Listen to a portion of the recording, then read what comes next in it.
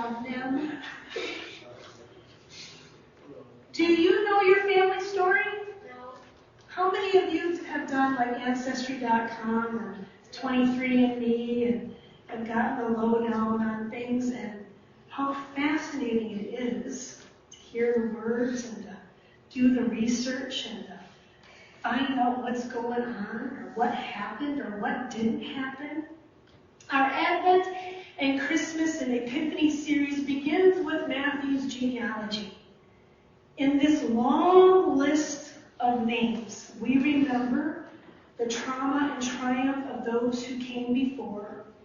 Each name holds a story, and their story gives way to Christ's story. And God works through the unexpected people and stories of the past and present. And when you zoom in, you may not be able to see how each chapter or each character propels the story forward. But when you zoom out, you can see how each story is woven together into a larger tapestry. The Isaiah passage illustrates a convergence of opposing groups and identities coming together. Instead of the way of the past of war, they learn a new way by transforming their weapons into gardening tools. What are the old paths that we have followed? And where must we diverge into a new way?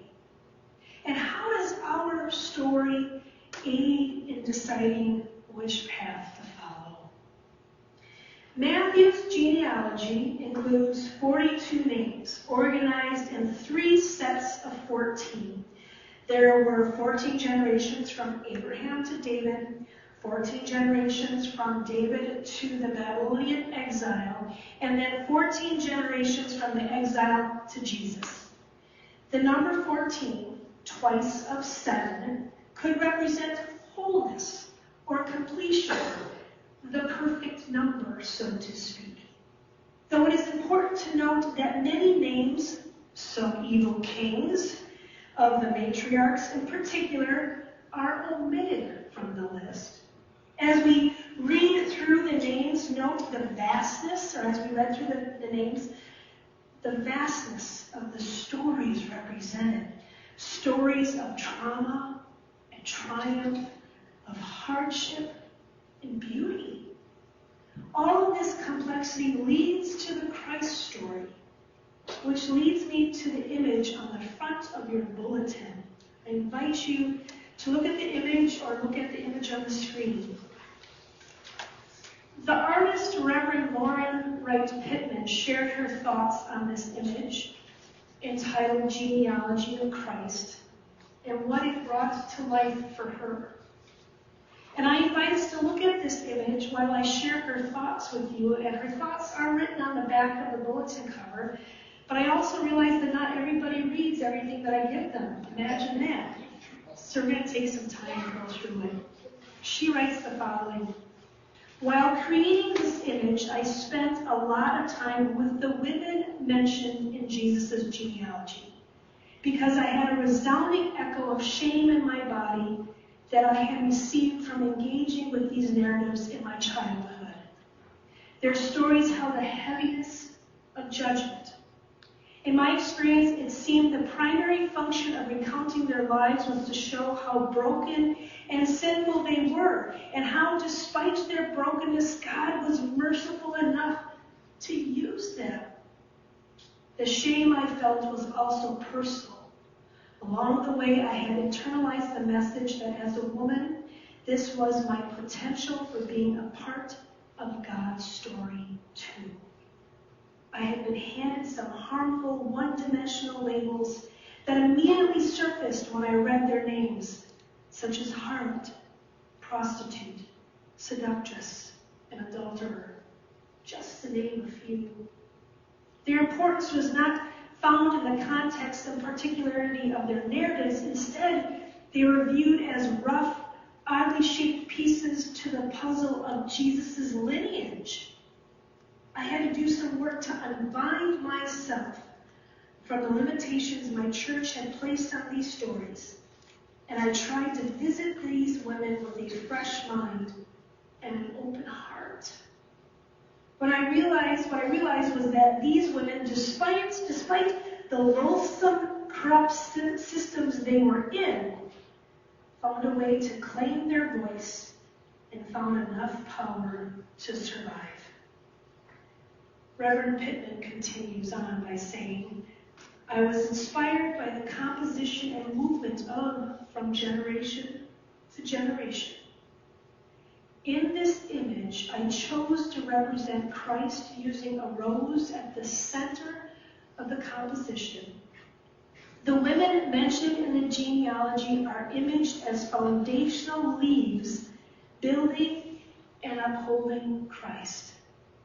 All of the women are looking at the viewer and holding objects to represent the fact that they took their life and survival into their own hands. They were catalysts who propelled the lineage forward. In the bottom left is Tamar.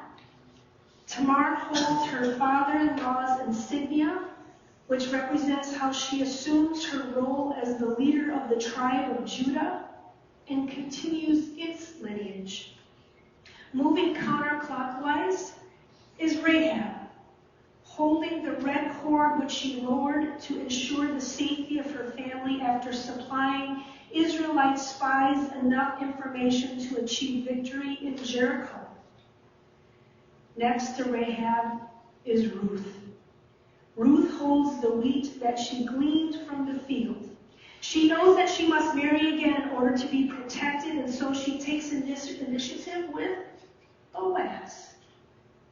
Bathsheba's name isn't even mentioned in Christ's genealogy. She is referred to as the wife of Uriah. She's the one in purple. She withstands abuse from King David, survives the murder of her husband, and ensures that her son Solomon takes the throne. She takes matters into her own hands, becoming, as scholar Dr. Will Gaffney writes, the queen mother of the united monarchy of Israel. And finally, there's Mary, in the blue, who looks adoringly at the rose which represents her son. Here she holds the love and pride of a beautiful image that leads to the birth of her son, the Messiah. These women only wanted to ensure safety for themselves and for their children, and in the process they ensured the continuation of the lineage of Christ. Without their brilliance, passion, ingenuity, resourcefulness, creativity, and sacrifice, the lineage would have ended. Jesus' lineage is untidy. I think most of our family lineages are a little bit untidy. And yet God grafts family in different and unexpected ways. And yet here we are. Here we are. There's room for us in all that our stories possess. Stories that are passed down from generation to generation. Some stories that are not helpful. And we share them to learn from them and to know that we can do better and be better. There are some stories that are completely filled with joy that we continue to share with those smiles on our faces. And there are some stories that continue to drive us forward, searching for more, wanting more. All of these stories passed on from generation to generation. May it be so.